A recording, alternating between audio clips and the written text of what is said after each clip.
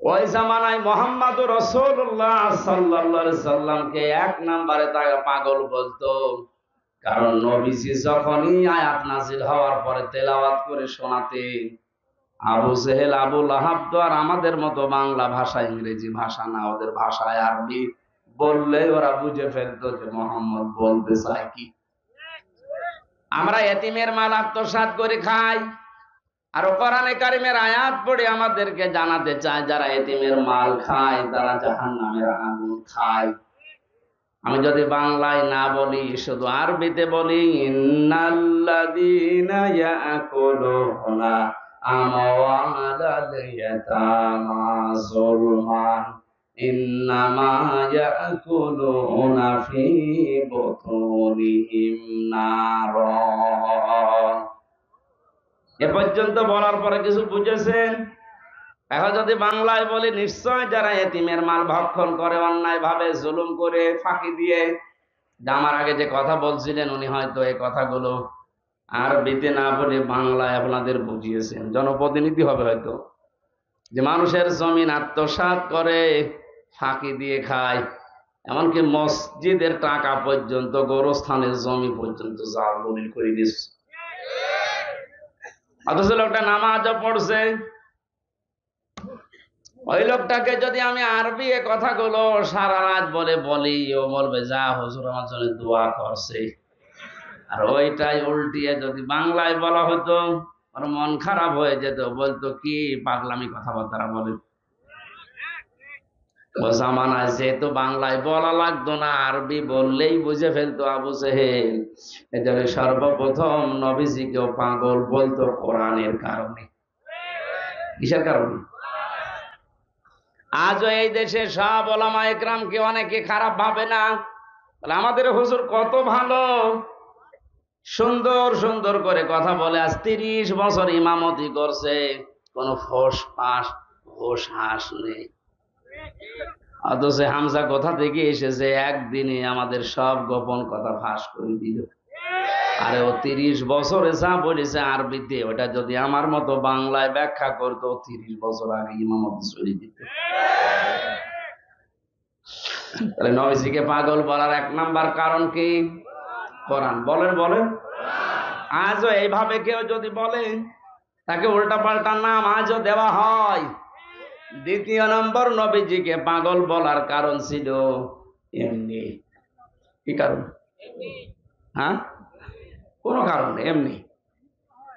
আমি যদি এখন হারুনকে বলে রাজাকার, অযথা বলে কেন বললেন? এমনি। হ্যাঁ এমনি। কারণ আমার হাতে এখন মাইক আছে, মিডিয়া আছে, পাওয়ার আছে, আমি যা বলবো ওইটাই মানুষ শুনবে। ওই জামানায় নবীজিকে পাগল বলতো। দ্বিতীয় নম্বর কারণ কি? এমনি। আজও আমাদেরকে দেখেন অনেকেই অনেক নাম দিচ্ছে, কোনো কারণ নেই, এমনি। 3 নম্বরে বিশ্ব নবী মুহাম্মদুর রাসূলুল্লাহ ওই জামানায় তিনি একা দাঁড়িয়ে গিয়েছিলেন জুলুমের বিরুদ্ধে।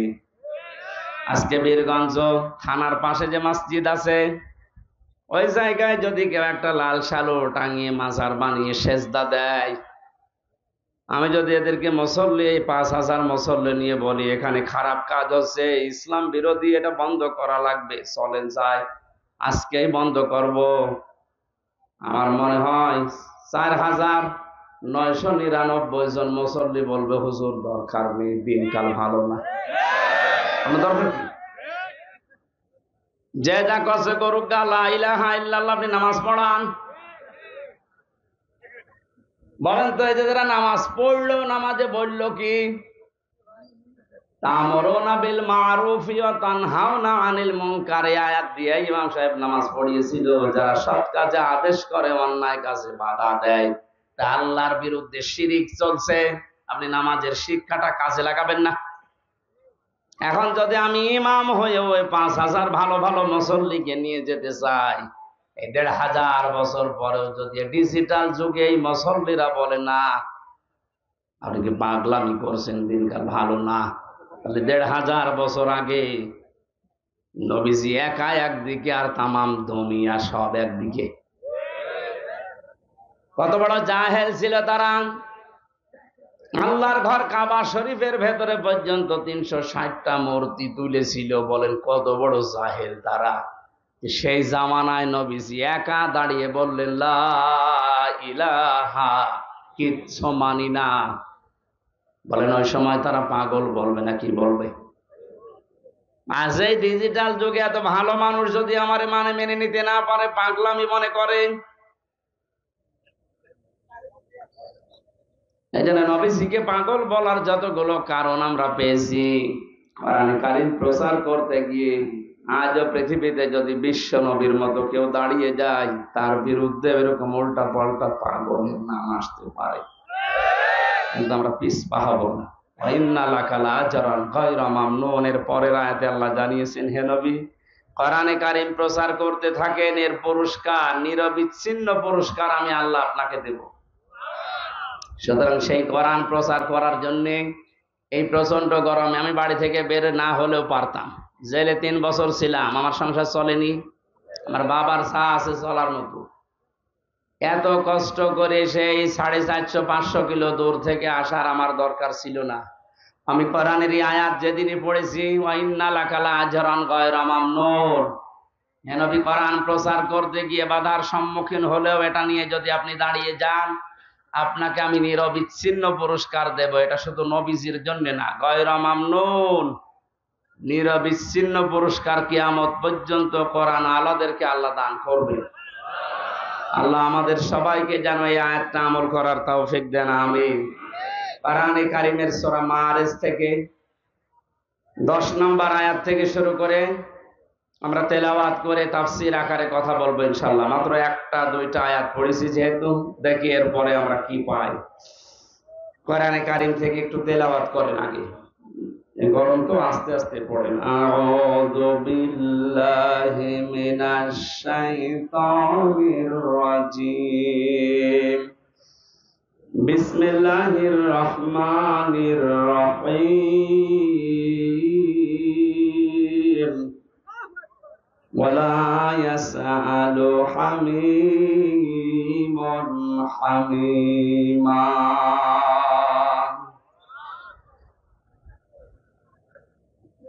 সূরা মাআরিজ থেকে আল্লাহ পাক পরিচয় তুলে ধরেছেন কিয়ামতের ভয়াবহতা।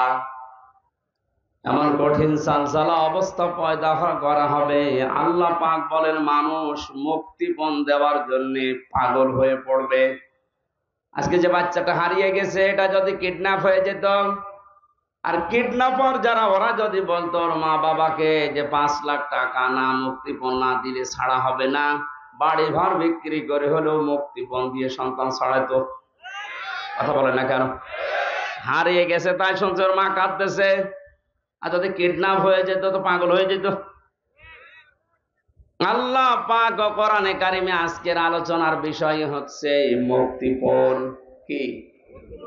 কত বড় কঠিন অবস্থা তৈরি করলে এই যে ডাকাত, কিডন্যাপার, যারা হাইজাকার, যারা সন্ত্রাসী, এরা মানুষকে তুলে নিয়ে যারা মুক্তিপণ চায়, বিভিন্ন নদী এলাকায়, সাগর এলাকায় যারা বসবাস করে, জেলেদেরকে অনেক ডাকাতরা তুলে নিয়ে যায় নদী থেকে, সাগর থেকে, পরিবারের কাছে খবর পাঠায় যে মুক্তিপণ দেওয়া লাগবে 10 লাখ 5 লাখ, নয়তো ছাড়া হবে না। এর বাড়িওয়ালা যারা আছে, পরিবারস্থ লোকরা এমনিতেই তো গরিব মানুষ, মাছ বিক্রি করে খায়, এরপরও নিজেদের সর্বোচ্চ বিক্রি করে হলেও নিজের বাড়িওয়ালাকে ছাড়ানোর জন্য মুক্তিপণ দিতে রাজি হয়ে যায়। আল্লাহ এটা আমাদেরকে তুলে ধরেছেন, কারণ দুনিয়ার বিষয়গুলো দিলে, উদাহরণ দিলে মানুষ বোঝে ভালো। রব্বুল আলামিন বলেন কিয়ামতে এমন কঠিন অবস্থা আমি তৈরি করব, ওয়ালা ইয়াসালু হামীমুন হামীমা, কোন বন্ধু বন্ধুর খোঁজ খবর পর্যন্ত জিজ্ঞাসা করবে না। 10 বছর পরে যদি আমার কোনো পুরাতন বন্ধুর সাথে দেখা হয়, যারা 9 সালে আমার সাথে বিশ্ববিদ্যালয়ে ভর্তি হয়েছিল, দিনাজপুরে একজন আছে, মাওলানা মাহফুজুর রহমান, ওরা আমি অনেকদিন দেখিনি, জেল থেকে বের হওয়ার পরেও দেখিনি। এই 4 বছর পরে যদি ওর সাথে এখন দেখা হয়, আমার তো মনে হয় ওকে আমি অন্তত 1 দিন 1 রাত বাড়িতে রেখে দেব, থাক। কোরআনে কারিমে আল্লাহ উদাহরণটা সেট করেছেন কি করে, যে সেদিন বন্ধু বন্ধুর কথা জিজ্ঞাসা করবে না, অথচ 2 বছর 4 বছর 10 বছর না, কোটি কোটি বছর পরে তোর বন্ধুর সাথে কিয়ামতে দেখা হবে। একটু ভাবেন আপনার নিজের জীবনের সাথে, এটা কিন্তু সামনে আসতেছে এই দিন। 4 বছর পরে মাওলানা মাহফুজুর রহমানের সাথে দেখা হলে যদি বুকে আগলিয়ে ধরি যে বাড়ি যেতে দেব না, আপনাকে আজকে রাখাই লাগবে আমার বাড়িতে, অথচ কোটি কোটি বছর পরে দেখা হবে মাহফুজের সাথে। আল্লাহ বলেন লা ইয়াসালু হামিমুন হামিমা, ওরে জিজ্ঞাসাও করা হবে না যে ভাই কেমন আছো। শুধু এতটুকু নাই, ও বাসসারুনাহুম, কোরআন জানাচ্ছে তাদেরকে সামনাসামনি করা হবে, একটু দূরে চলে যাবে না, চোখের সামনে নিয়ে আসা হবে। এই যে সে 4 বছর আগের, সে 9 সালের বন্ধু, এটা ইয়াওয়াদুল মুজরিমু লাম ইয়াফতাদি মিন আযাবি ইয়াউমিযিন বিবানিহি, মানুষ যখন এই ঘামের ভেতরে ঘামতে ঘামতে হাবুডুবু খাবে, এখানে যত গরম হোক ঘামের ভেতরে মানুষ ডুবে গেছে। কিয়ামতের যে 50,000 বছরের মতো একটা দিন আল্লাহ বানাবে, সূর্যটা আসবে মাথার আধা হাত উপরে, 1 বিঘত উপরে, মাটি তামা হয়ে যাবে, ঘামতে ঘামতে শরীর থেকে মানুষ ঘামে হাবুডুবু পর্যন্ত খাবে। দৃশ্য দেখার পরে বৃদ্ধ মানুষগুলো, যুবক মানুষগুলো বৃদ্ধ হয়ে যাবে, মেয়েদের লজ্জা স্থানও লাগবে না, পেট ফেটে সন্তান বের হয়ে যাবে। দুনিয়াতে যত কঠিন অবস্থা হোক, মানুষ দুধের বাচ্চার কথা বলতে চায় না, অথচ কিয়ামতে আল্লাহ বলেন এ দৃশ্য দেখে মানুষ দুধের বাচ্চার কথাও মনে থাকবে না, ভুলে যাবে। এই ভয়ঙ্কর দিনে মানুষগুলো পাগল হবে আল্লাহর আযাব থেকে বাঁচার জন্যে। লাউ ইয়াফতাদি, এই যে ফিদিয়া দেওয়া, জরিমানা দেওয়া, মুক্তিপণ দেওয়া, হিড়িক বেঁধে যাবে, বলবে আল্লাহ ইয়াউমিযিন বিবানি, আজকের এই দিনে তুমি আমার সন্তানটা নিয়ে হলেও আমাকে বাঁচিয়ে দাও, মুক্তিপণ দিয়ে দিলাম ওরে। ও দিনাজপুর বাসী, আপনি চাতক পাখির মতো বসে আছেন, কি ভাবতেছেন বলেন? আমি তো আয়াতটা পড়ার পরে জেলখানা থেকে 3 বছর পরে আমার ওই মেয়েটা, যারা 1 বছর রেখে গিয়েছিলাম, ফারিহা জান্নাত, 3 বছরে ওর উপরে আমার এত মহব্বত ভালোবাসা তৈরি হচ্ছে। আমার এই ভালোবাসার দিকে তাকিয়ে আমি বলছি, আমাকে যদি বাংলাদেশও লিখে দেয়, ফারিহাকে আমার মেরে ফেলা সম্ভব না। আমার ভালোবাসার খাতিরে বলছে, অথচ তার আমি দেখেই নাই, ও আমার চেনে না এখনো। আমার হুজুর বলে ডাকে, বলে হুজুর আমার বাড়িতে চলেন। কারণ 1 বছর রেখে গেছি, 3 বছরের ভেতরে আমার সাথে আর দেখা নেই। বাস্তবতা কোথায় পৌঁছিয়েছে বলেন? এত আদরের মহব্বতের ভালোবাসার ফারিহা জান্নাতকে যদি আমি সারা বাংলাদেশ লিখে দিলেও দিতে রাজি না হই, মেরে ফেলতে রাজি না হই, আল্লাহ বলেন বিবানি, এ ফারিহাকেও কিয়ামতে তুই আমার কাছে মুক্তিপণ হিসাবে দিতে চাইবি। এটা শুধু আমি একা না, আপনাদের জীবনে নেই। শুধু ওয়াজ শোনা না, আপনি বাস্তবে এটা মিলান তো, যে কত বড় কঠিন অবস্থা হলে নিজের এত বড় আদরের ভালোবাসার মেয়েকে পর্যন্ত মানুষ আল্লাহকে বলবে এটাও নিয়ে নেন, আমার দরকার নেই।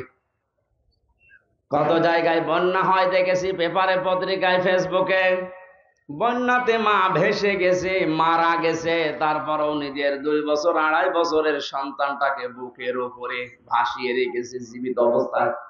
এটা দেখেননি? তাহলে দুনিয়ার জীবনে জীবন পর্যন্ত দিয়ে দিচ্ছে, কিন্তু সন্তানকে মারতে রাজি না, বাঁচিয়ে রেখেছে মা। অথচ কিয়ামতে এই মাই বলবে আল্লাহ আমার এই ফারিহাকে আমি দিয়ে দিলাম মুক্তিপণ, আমারে বাঁচাও। অসাহিবাতিহি ওয়া আখি, মানুষ তার স্ত্রীকে দিতে চাইবে, বন্ধু বান্ধব এবং নিজের ভাইকে। অফাসিলাতিহিল্লাতি তওবে, তার জ্ঞাতি গোষ্ঠী, তার দলের লোক, যারা তাদেরকে আশ্রয় দিত, যার নাম শুনলে মানুষ বলতো না অমুক দলের লোক, দরকার নেই, এইরকম দলের লোক কেউ বলবে আল্লাহ এদেরকেও দিয়ে দিলাম, আমাকে বাঁচাও। অমান ফিল আরদি জামিআ, এটা আরো কঠিন। শুধু দলের লোক না, জ্ঞাতি গোষ্ঠীর লোক না, যারা আশ্রয় দিত তারা না, স্ত্রী না, ভাই না, সন্তান আদি না, আল্লাহ পাক বলেন এ পৃথিবীর যত সম্পদ আছে ও সব দিতে রাজি হবে। এরপরও সে বলবে আল্লাহ আমারে নাজাত দাও, আমাকে বাঁচাও। এতটুকু বলার পরে আল্লাহ আলোচনার ধরন এবার পাল্টিয়েছেন। একটু ভালো করে শুনবেন। এই যে জালজালা কঠিন অবস্থায় এতগুলো মানুষের নাম বলার পরে মহান আল্লাহ এবার বলেন কাল্লা, কখনোই না। এই যে এতগুলো জিনিস দিয়ে লোকটা মুক্তিপণ হিসাবে দিতে বাঁচতে চায়, নিজেকে মুক্ত করতে চায় আল্লাহর আযাব থেকে। কারণ ও দেখতে পাবে যে আমি এরকম আযাবে আছি, আর আমার সামনে আল্লাহর আরশের নিচে বসে 7 প্রকার মানুষ মাছের কলিজা দিয়ে খাবার খাচ্ছে। জোরে বলেন সুবহানাল্লাহ। যে 7 প্রকার মানুষকে দেখে ওর হিংসা হবে, ঈর্ষা হবে, মনে মনে রাগ হবে। সে কি এত বড় কঠিন আযাবের ভেতরে তামাম হাসরের ময়দানে সবাই আছে, আর ওই 7 প্রকার কারা এরা? কোন জায়গায় যেখানে ছায়া নেই, শুধু আরশের ছায়ায় ওরা বসে বসে মাছের কলিজা দিয়ে খাবার খায়। তার 1 নম্বরে নবীজি নাম দিয়েছেন আল ইমামুল আদিল। দুনিয়ায় যারা ন্যায় বিচার করত। কি বিচার? দিনাজপুরের মানুষেরা ন্যায় বিচার শুধু কোর্ট কাছারিতে আদালতে না, পরিবারেও ন্যায় বিচার আছে। বলেন, নিজের 2টা ছেলে আছে, একটা লেখাপড়া করে, একটা মাঠে কাজ করে। যেটা পড়াশোনা করছে তার পেছনে খরচে আপনার কোনো হিসাব নেই। তাকে দুধ ডিম খাবার যেভাবে খাওয়ানো দরকার খাওয়াতে আছেন। যেটা মাঠে কাজ করে ওইটাও তো আপনি জন্ম দিয়েছেন। ওরে 10 বছরে কোনোদিন 1 গ্লাস দুধ দেয় না। কি বেশি বলে ফেললাম? আপনি তো অবিচার করছেন, আরশের ওই ছায়াতলে আপনি স্থান পাবেন না মনে করছেন। না, ওটা শুধু আল ইমামুল আদিল, যারা ন্যায় বিচারক, বাদশাহ, ওদের জন্য। আপনিও তো একজন বাদশাহ। আপনি পরিবারের বাদশাহ না? আপনি পরিবারের মালিক। মালিক মানেই তো বাদশাহ। আপনি দায়িত্বশীল। সুতরাং সন্তানদের প্রতি যেন অবিচার না হয়, এটা খেয়াল করবেন। এখানে অনেক আল্লাহর ওলি বসে আছে, নিজের বাবার নামে বাবার সম্পদগুলো নিজের ছেলের নামে লিখে দিয়েছে। মেয়ের মাথায় হাত দিয়ে বলছে মা তোর জন্য দোয়া করে দিলাম যা। অথবা এক ছেলেকে লিখে দিয়ে আর 2টা ছেলেকে ফাঁকি দিয়েছে, আপনার নামাজ, রোজা, হজ, যাকাত, দাড়ি, টুপি, পাগড়ি সব ওই আত্রায়। যদি বলেন হুজুর অসুবিধা নেই, আত্রায় পানি নেই, পানি নেই, তাও ডুববে। হাঁটো জল, তাই কি হাঁটো জলে ডুববে। যারা শরীক ফাঁকি দেয়, সে ছেলে হোক, মেয়ে হোক, বোন হোক, ফুফু হোক, চাচা হোক, জনগণ হোক, যারা শরীক ফাঁকি দিয়েছেন, শক্ত কথা বলছি 2টা, এদের জীবনে ক্ষতি হবে কয়টা? বলেন বলেন। 1 নম্বরে যেই দিন শরীক ফাঁকি দিয়েছে ওই দিন থেকে ওর জীবনের ইবাদত বন্দেগী কবুল হওয়া বাদ, ওটা আর মাথার উপরে উঠবে না। 2 নম্বরে যখন মারা যাবে ঈমান পাবে না, বেঈমান হয়ে মরবে। এই বাংলাদেশে কি এই আয়াতের উপরে পড়ে যায় এরকম মানুষ নেই? এখানে নেই? একেবারে সাহস করে হাত তোলেন তো, শরীক ফাঁকি দিয়েছেন কারা? এলাকায় আমার মনে হয় আগামী বছর আর ওয়াজ দেওয়ার দরকার নেই, এগুলো সব আল্লাহর ওলি বসে আছে। না ভালো, তাহলে আমার আগে যিনি যে প্রতিনিধি কথা বলছিলেন উনি মনে হয় মিথ্যা কথা বলিস। 5 ওয়াক্ত নামাজ পড়ে আর মানুষকে ফাঁকি দেয়, ওনার কথা কি মিথ্যা? অবশ্যই এখানে এরকম মানুষ আছেন। আপনি লজ্জায় কয়জন মানুষ এখানে হাত তুলছেন না? কিয়ামতে আপনার এই জায়গায় লেখা থাকবে আপনি শরীক ফাঁকি দিয়েছিলেন। এটা শুধু মনে মনে না, এটা বিশ্বাস করেন তো? আজকে বাড়িতে ফেরত দেন, যেভাবেই হোক। ফুফুর জমি, ভাইয়ের জমি, চাচার জমি, জনগণের যে সম্পদ আত্মসাৎ করেছেন, মেরে খেয়েছেন, আগে ফেরত দিন। কিসের নামাজ পড়েন, কিসের রোজা রাখেন আপনি? আগে ওই নামাজ পড়েন। বলেন, আপনি নামাজ পড়ে যদিও কবুলই না হয় তো পড়ে সময় নষ্ট করবেন কেন? ওই সময়টা অন্তত একটু নাচ গান দেখেন, নাকি? না মানে ওদিকেও হারাচ্ছেন এদিকেও হারাচ্ছেন। আমার এই হাদিসটাকে আপনি বিশ্বাস করেছেন নাকি মনে করছেন যে হলেও হতে পারে না হলেও? তাহলে শরিক যারা ফাঁকি দিয়েছেন ওদের এক নাম্বার ক্ষতি কি? ওই দিন থেকে ওদের নামাজ রোজা এই দাড়ি টুপি পাগড়ি জুব্বা জিকির আজগার সব শেষ, ওগুলো আর কবুল হবে না, বন্ধ। এটা যেহেতু রেকর্ড হচ্ছে সারা বাংলাদেশে কালকে ছড়িয়ে যাবে। সবাইকে আমি উদ্দেশ্য করে বলছি, শরিক ফাঁকি দেওয়া এখনই আপনি থামেন, আগে ওর টাকা ওর জমি ফেরত দিয়ে আসেন, তারপরে নামাজ শুরু করেন। 2 নম্বরে আপনি যখন মারা যাবেন ঈমান পাবেন না, বেঈমান হয়ে মরবেন আবু জেহেলের মতো। কারণ ও এতিমের সম্পদ আত্মসাৎ করেছিল, এই জন্য সূরা আরাআইতাল্লাযী ইউকাযযিবু বিদ্দীন নাযিল হয়েছে। এই কথা বলেন না কেন? আল্লাহ তুমি আমাদের এই মুসলমানদেরকে এরকম গোনা থেকে হেফাজত করো, বাঁচাও, বলেন আমিন। এই যে 6 ভাই বোন মিলে তার বাবাকে বের করে দিল, এই বাবার দোষ নেই মনে করছেন?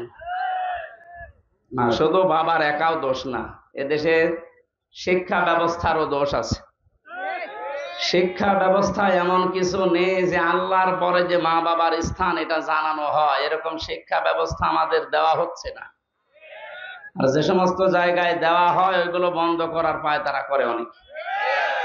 আরে ভাই, এ ক্ষতি তো শুধু আমাদের একা হবে না, আমরা নয় কোরআন হাদিস শিখতে পারলাম না তাই। আপনি তো সারা জীবনে হামজার মতো যুবক থাকবেন না। 50 বছর পরে আপনারও বয়স হবে 90 বছর। আপনার ছেলে মেয়ে তখন জমি জায়গাগুলো সব নিজেদের নামে লিখে ওই মুরব্বীর মতো রাস্তায় ছেড়ে দেয়, আপনি কুকুরের খাবার হবে। সুতরাং আগামী প্রজন্ম যেন এরকম ধ্বংস হয়ে না যায়।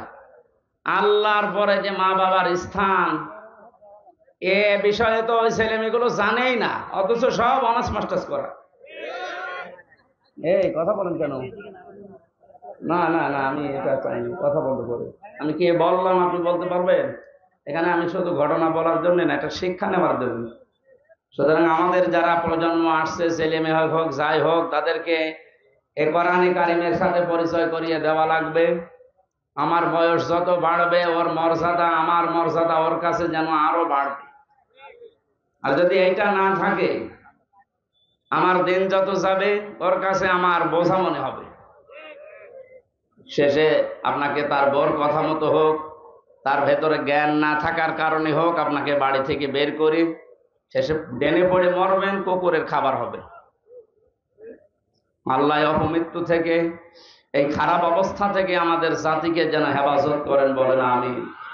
আর হাদিসটা শুনলেন কত কঠিন, যে মানুষের হৃদয়ে কোরআন নেই, ওটা মানুষের হৃদয় বলা যায় না, উজাড় গৃহ, শয়তানের ঘর। কত নিকৃষ্ট উদাহরণ কবিজি দিয়েছেন বলেন। এখানে আজ হাজারো মানুষ উপস্থিত আছে, আমার মনে হয় 100 জনের 5 জন কোরআনে কারিমের সাথে পরিচয় নেই। আর যদি শুদ্ধ করে পড়তে পারেও বোঝে না। কথা বলে না কেন? সুতরাং আমাদের অন্তর যেন মানুষের অন্তর হয়। আমি চোখে দেখেছি বিশ্ববিদ্যালয়ে ক্লাস চলছে, শিক্ষককে জুতা দিয়ে পিটাচ্ছে ছাত্র, তা মাস্টার্সে পড়ে। কি শিক্ষা পেয়েছে বলেন? যে শিক্ষক তাকে পড়িয়েছে, অনার্স মাস্টার্স করিয়েছে, তারে যদি জুতা দিয়ে পিটায় ক্লাসে, ওকে ছাত্র। আমি এইটাও দেখেছি, শিক্ষক অজু করছে, ছাত্র পায়ে পানি ঢেলে দিচ্ছে, অথচ এখনো সেরকম বোঝাই না, মাত্র 6-7 বছর বয়স, কেবল ভর্তি হয়েছে আলিফ বা তাসার সাথে। বলেন, ছাত্র তো দুইটাই, ওইটাও ছাত্র এইটাও ছাত্র। এটা মাস্টার্স করে ফেলেছে, এটা জানোয়ার হয়ে গেছে। আর ওটা কেবল আলিফ বা তাসা পড়েও এখন মানুষের মতো মানুষ হচ্ছে, যে উস্তাদ কি ওর কাছে এটা জানা হয়ে গেছে। কিছুদিন পরে যখন কোরআন পড়বে, ওয়াকাদা রাব্বুকা আল্লাহ তা'বুদু ইল্লা ইয়্যাহু ওয়া বিল ওয়ালিদাইনি ইহসানা, আল্লাহ পাক সিদ্ধান্ত নিয়ে ফেলেছেন, রায় দিয়েছেন, ঘোষণা দিয়েছেন। আল্লাহর সিদ্ধান্ত, রায়, ঘোষণা এটা যে আল্লাহ ছাড়া কারো ইবাদত করা যাবে না। তোমাদের মা বাবা যাদের আছে তাদের সাথে ভালো ব্যবহার করা লাগবে। এই আয়াতের সাথে যখন ওই বাচ্চাটা আর 2 বছর পরে পরিচয় হবে, পরিচিত হবে, জানবে, ও তাম দুনিয়া ওকে লিখে দিলে ও মা বাবাকেও ছেড়ে পারবে না। দিনাজপুরের মুসলমানেরা বাবার কথা মতো স্ত্রী তালাক দেওয়া জায়েজ আছে না নেই? আন্দাজে বলে দিলে মায়ের কথা মতো স্ত্রী তালাক দেওয়া জায়েজ আছে না নেই? কারণ বউ শাশুড়ির ভেতরে মার মেয়ের যে সম্পর্ক এটা 100 ভাগ হচ্ছে না, হবেও না। যদিও হয় হাজারে একটা দুইটা। বৌমা গুলো শাশুড়িকে মায়ের মতো মনে করতে 100 ভাগ পারে না। শাশুড়ি গুলো মেয়ে পুত্র বধূকে নিজের আপন মেয়ের মতো মনে করে ভাবতে পারে না। এজন্য অধিকাংশ পরিবার গুলো জাহান্নামের মতো হয়ে গেছে। অভাব আছে, তাহলে অভাবে মানুষ এরকম আচরণ করবে। ওটা যদি নিজের মা হতো, আপনি এই অভাবে তার সাথে আচরণ করতে পারতেন যেটা শাশুড়ির সাথে করছেন? পারতেন না। এ দোষ শুধু আপনার একা না, এ দোষ পরিবারের, সমাজের শিক্ষা। সুতরাং এমন শিক্ষা ছেলে মেয়েকে দেওয়া দরকার যারা আগামী প্রজন্ম দুনিয়াতে আসবে তারা যেন মা বাবা শ্বশুর শাশুড়ি কি তাদের জায়গা জায়গার মর্যাদা বুঝে বাস্তবে তারা আমাদের সাথে আচরণ করতে পারে। বলেন আমিন। নবী মুহাম্মদ রাসূলুল্লাহ সাল্লাল্লাহু আলাইহি ওয়াসাল্লামের উপরে দরুদ আর সালাম পড়ছি। তিনি কোরআনে কারীম প্রচার করতে গিয়ে 5টা বাধার বিশেষ করে সম্মুখীন হয়েছিলেন। নবীজিকে আল আমিন উপাধি দিয়েছিল এই মানুষগুলো। আল আমিন মানে বিশ্বাসী, আস-সাদিক সত্যবাদী। অথচ এই মানুষগুলো কোরআনে কারীম পাওয়ার পর 5টা বাধা দিয়েছে। নবীজিকে সর্বপ্রথম তারা পাগল বলে ঘোষণা দিয়েছে। কি বলে? কিয়ামত পর্যন্ত কোরআনে কারীম নিয়ে যারা নাড়াচাড়া করবে এদের এই 5টা বাধা মাস্ট বি আসবে। তার 1 নম্বরে পাগল। 1 নম্বরে কি? আরে পাগল বলার কারণ কি? কোরআনে কারীম জানিয়েছে মা আনতা বিনিআমাতি রাব্বিকা বিমাজনুন। হে নবী, আপনার প্রতি আল্লাহর নিয়ামত এই যে আপনি পাগল না। বলেন সুবহানাল্লাহ। আমা সাহিবুকুম বিমাজনুন, তোমাদের সাথে মুহাম্মদ সাল্লাল্লাহু আলাইহি ওয়াসাল্লাম তিনি পাগল না। কি পাগলামি তারা দেখলে তোমরা?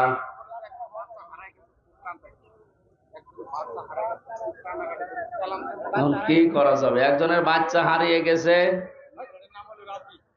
রাব্বি। বাচ্চাটার নাম রাব্বি। যদি কেউ পেয়ে থাকেন দেখেন, নাম জিজ্ঞাসা করেন, করে স্টেজে নিয়ে এসে দিয়ে যায়। ও স্টেজে আছে, কারো যদি হয়ে থাকে প্রমাণ দিয়ে নিয়ে যান, যাত্রার বাচ্চা নিয়েছে।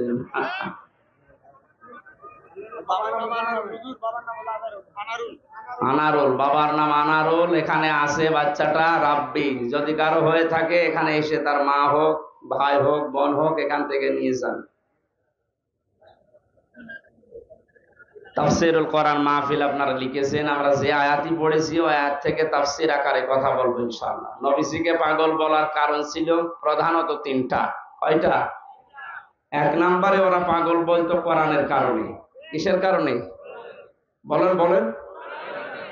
কিয়ামত পর্যন্ত আজও কোরআনের কারণে অনেককে, অনেক দলকে পাগল বলা হচ্ছে, হবে। এখানে যারা বসে আছে আমি ওনাদেরকে ইন্ডিকেট করে বলছি না, অনেক মানুষ এমন আছে এই দেশে বাবা মারা গেলে আমাদের মতো 5 জনকে বলবে হুজুর কোরআন পড়ে দেন। ওরা কোরআন শরীফ খতম করার পরে যদি আমরা দোয়া করি, খুশি হয়ে হাদিয়া তোফা, খাবার দাবার, সম্মান সব দেবে না? দেবে না?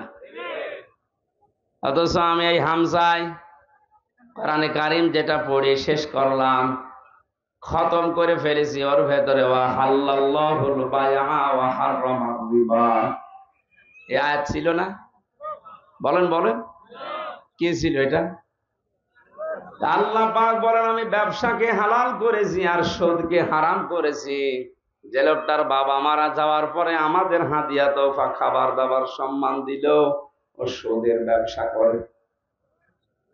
এখন যদি ওনারে ডাক দিয়ে বলি ভাই একটু বসেন, বাবার জন্য কোরআন খতম করিয়েছেন, এবার ওই কোরআন থেকে যেটা পুরা পড়েছি একটা আয়াতের একটু বাংলা অর্থ শোনেন। আল্লাহ ব্যবসাকে হালাল করেছে আর সুদকে হারাম করেছে। আপনি তো সুদ খান। এ পর্যন্ত বলার পরে ওর মন পাওয়া যাবে।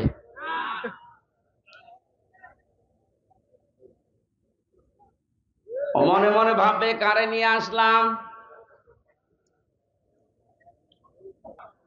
কোরআনের জন্য যারা ঘর থেকে বের হয়ে পর্যন্ত এসেছি, আমার বিশ্বাস হচ্ছে যদি কোরআনের জন্য এদেশে আবার ডাক আসে, আমরা আমাদের জীবন পর্যন্ত দিতে পারবো ইনশাআল্লাহ।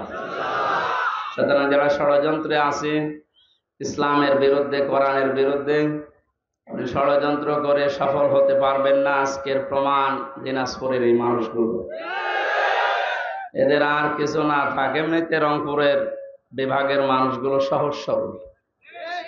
সহজ সরল মানুষকে আল্লাহ এবং নবী সবচাইতে বেশি ভালোবাসে। সেই হিসাবে আমি নবীর ওয়ারিস হিসাবে আপনাদেরকে, বাংলাদেশের এই যে বিভাগগুলো আছে সবচাইতে চালাক মানুষ ঢাকাতে, কমার্শিয়াল মানুষ, মরে গেলে ওদের চোখ দিয়ে পানি বের হয় না। আর দিনাজপুরে এসেছিলাম, এই পাশে সিঁড়ির বন্দর না কোথায় যেন,